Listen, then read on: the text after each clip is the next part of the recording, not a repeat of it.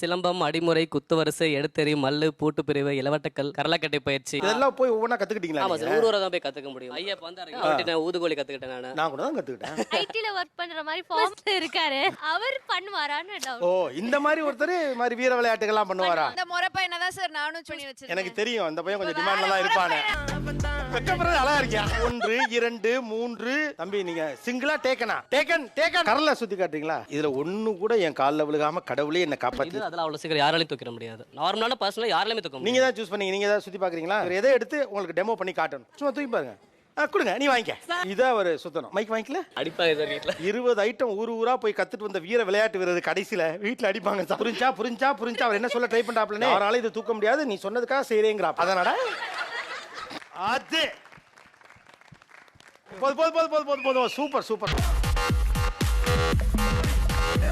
Super man. போதும். யாராவது கத்துக்க விரும்புறீங்க? எடுத்து அவன் தலையில அடிக்கணும். என்ன பண்ணுமா? ரிஸ்டனோட ஸ்ட்ராங்கா வச்சுக்கங்க. 1 then 2. அவ்வளோ பெரிய 25 கிலோ இத அசால்ட்டா பண்ணாப்ல. துணுண்டு அந்த பிள்ளை பக்கத்துல இருக்க டப்னு இடிச்சு விட்டாப்ல.